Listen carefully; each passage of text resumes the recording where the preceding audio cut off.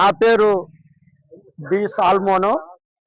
నేను నందలూరులో చర్చి పాస్టర్ను. హైదరాబాద్ గోల్కొండ చౌరస్తా ఎబ్రోన్ ప్రార్థనా మందిరం ట్రస్ట్ నుండి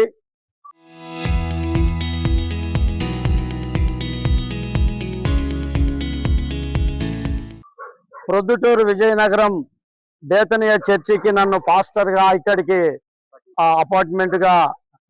అపాయింట్మెంట్గా నాకు ఇచ్చారు. ఆర్డర్ పేపర్ తీసుకొని నేను వచ్చాను. పోయిన ఆదివార దినమున లోపలికి మేము ప్రార్థనలు ఆరాధనలు చేసుకున్నటకు వెళ్ళాము.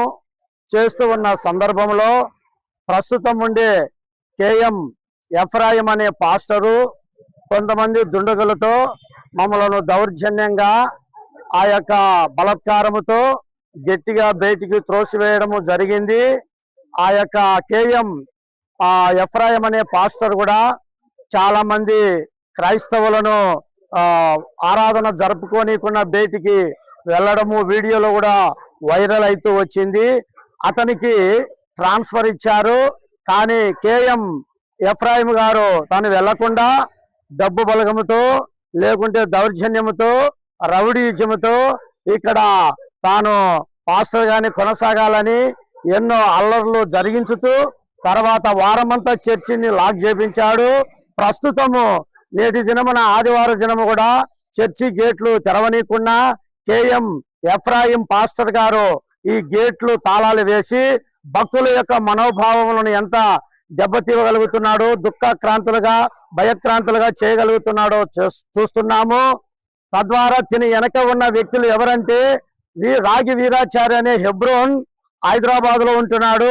తన యొక్క అండబలము కండబలము డబ్బు బలముతో ఈ యొక్క ప్రొద్దుటూరు బేతనియాలో ఉండే కేఎం ఎఫ్రాయిం అనే పాస్టరు ఇలాగన చేయగలుగుతున్నాడు. దయ ఉంచి ఇక్కడ క్రైస్తవ సంఘానికి ప్రజలకు దేవాతి దేవుని నామమున వేడుకోవడం ఏమిటంటే ఇది మాకు న్యాయమును జరిగిస్తారని, గేట్లు తెరిపిస్తారని పోలీస్ వారిని ఆ యొక్క అధికారులను మేము కోరుకుంటూ ఇలాగన నా యొక్క విన్నపమును మనవి చేయగలుగుతున్నాను.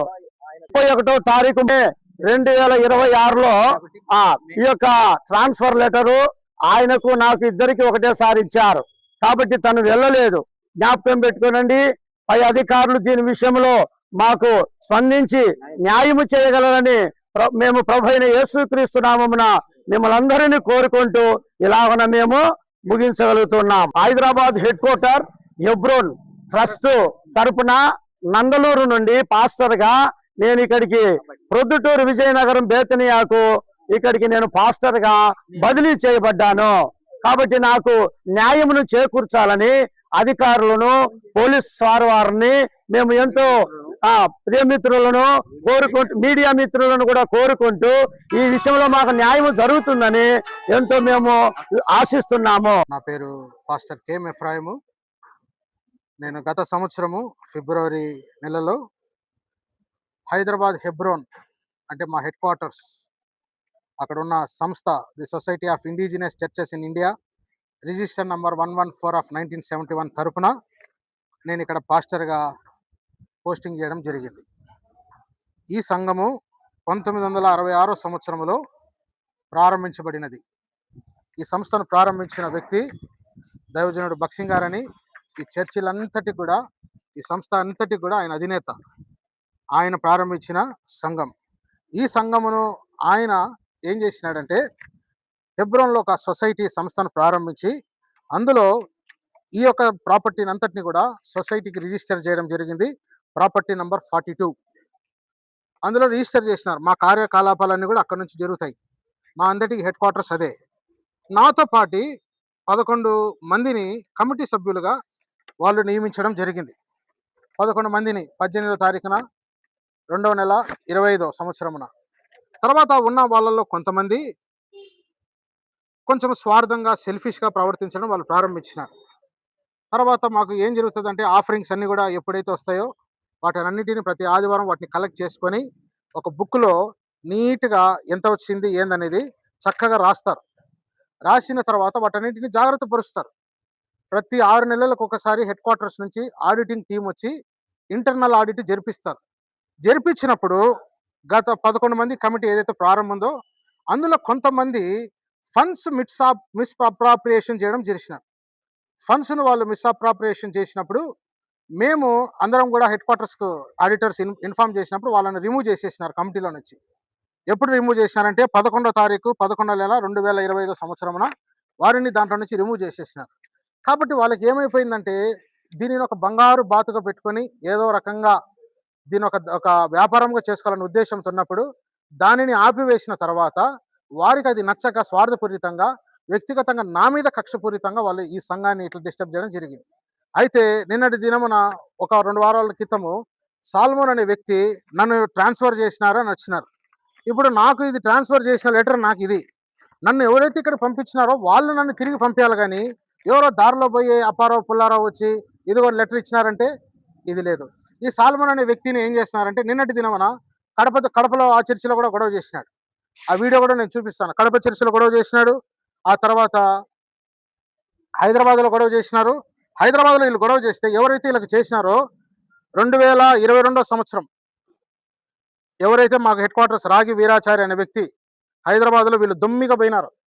పోతే ఇలా 33 మందిని చెంచలు కూడా జైల్లో వేసినారు. ట్రెస్పాస్ చేసినారు, ఇల్లీగల్గా చర్చ్ ప్రాపర్టీస్ మీద దాడి చేస్తున్నారని ఇమ్మాన్యుయల్ ఇతనే ఇప్పుడు కూడా ఈ లెటర్ ఇచ్చి సాల్మోన్ పంపించినారు. వీళ్ళేందంటే చర్చీలను వాళ్ళ స్వార్థపూరితంగా ఏదో చేసుకొని దీని ఏదో నడిపించుకోవాలని అనుకుంటారు. ఆ ఫైల్స్ అయితమ్ముడు మేము ఏది చేసినా కూడా సంఘ క్షేమం కొరకు చేస్తాం.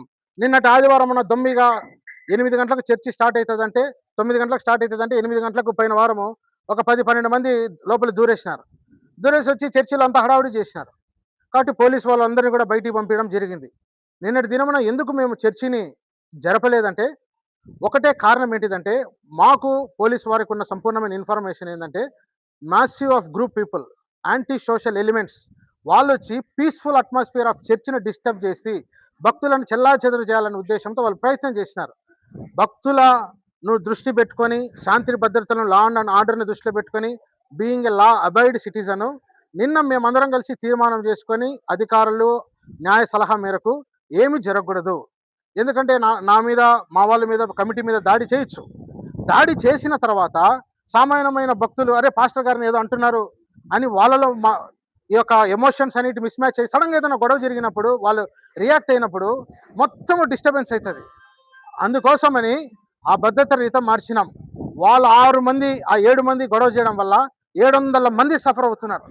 ఆ ఒక్క సాల్మోను బోగస్ లెటర్ తీసుకొని సంబంధం లేని లెటర్ తీసుకొని మేమేమంటున్నామంటే దట్ ఈస్ ట్రూ, మీరు ఏదైనా లెటర్ తీసుకొని రండి, అఫీషియల్గా మమ్మల్ని ఎవరైతే ట్రాన్స్ఫర్ చేసినారో తీసుకొని రండి, నేను వెళ్ళిపోతా, నాకేం అవసరం ఉండాల్సిన అవసరత వెళ్ళిపోతాను. మీరు అఫీషియల్గా తీసుకొని వస్తే ఏదో దారిలో పోయి లెటర్ తీసుకొని పోతే ఎందుకు మేము రెస్పాండ్ అవుతాం? ఒక చర్చిని కబ్జా చేయాలనే ఉద్దేశంతో దీన్ని వాళ్ళ స్వార్థాలకు వాడుకోవాలనే ఉద్దేశంతో ప్రయత్నం చేసినారు. దానిని ఒక బాధ్యత గల వాణిగా ఒక 700 మందికి నేను ఒక రిప్రజెంటేటివ్ కనుక సంఘ క్షేమం కొరకు ఏది అవసరమో అది చేసినాము. మేము అధికారులందరినీ కూడా వాళ్ళు అంటున్నారు 40 లక్షలు 50 లక్షలు తిరిగినారని. మీడియా వాళ్ళకు మా అకౌంట్స్ అప్పచెప్తున్నాం, మీరందరూ కూడా చూసుకోవచ్చు పట్టుకున్నా. ప్రతి నెల నీట్గా ఆడిటింగ్ చూపించండి, ఫైల్స్ చూపించండి. అవసరం లేదు తమ్ముడు, ఈ లేటెస్ట్ కూడా ఉన్నాయి చూడండి, అన్ని ఫైల్స్ ఉన్నాయి. ఏమి డబ్బులు ఒక్క రూపాయి కూడా జరగలేదు. కానీ వాళ్ళను మేము కంట్రోల్ చేసినాం గనక మేము దాని కొరకే కక్షపూరితంగా ఇవన్నీ చేస్తూ వచ్చినారు. కాబట్టి మేము చెప్పేది ఏంటిదంటే అధికారులకు కూడా ఏదైనా మాకు చట్టరీత్యమైన నన్ను ఎవరైతే ఇక్కడ పోస్ట్ చేసినారో హెడ్ క్వార్టర్స్లో ఎవరైతే ఉన్నారో సొసైటీ తరఫున హెబ్రోన్ హెడ్ క్వార్టర్స్ అని రాసి ఉంటుంది, అక్కడ నుంచి లెటర్ తీసుకొని వచ్చి నన్ను వెళ్ళిపోమంటే నేను ఈరోజే ఖాళీ చేసిపోయేదానికి సిద్ధంగా ఉన్నా. దారిలో పోయే వాళ్ళు వచ్చి చేస్తే వాళ్ళకి మేము అదే చెప్తున్నాం, మాకు కోర్టు ఆర్డర్లు ఉన్నాయి అని అంటే తెచ్చుకోండి కోర్టు నుంచి. Restraining KM Ephraim from Bethania church అని తెచ్చుకోమనండి, వదిలేసి వెళ్ళిపోతాం. అంతేగాని వచ్చి దౌర్జన్యంగా తాళాలు బొగలు కొట్టి చర్చిలు మైకులు లాగేసి ఇట్లా చేయాలంటే నేను ఒక సంస్థకు ఒక సంఘానికి నేను రిప్రజెంటేషన్గా ఉన్నా కాబట్టి నేను న్యాయపరంగా ఆలోచించాలి, ఆత్మీయంగా ఆలోచించాలి, సంఘక్షేమం కొరకు ఆలోచించాలి. ఏదో Tom Dick and Harry letters తీసుకొని వచ్చి ఇక్కడ చేస్తే మటుకు వాటిని మేము అంగీకరించే పరిస్థితులు లేము. మేము అధికారులకు కూడా ఏం విన్నవిస్తున్నామంటే దయచేసి క్షుణ్ణమైన క్లియర్ కీన్ ఇన్వెస్టిగేషన్ ట్రాన్స్పరెంట్గా చేసి ఆ యొక్క ఎవరైతే ట్రెస్పాస్ చేసి సంఘం మీద దాడి చేయాలనుకుంటున్నారో వారి మీద కఠిన చర్యలు తీసుకొని ఈ యొక్క బేతనే చర్చిని సంరక్షించాలని మేమందరినీ కూడా కోరుతున్నాం.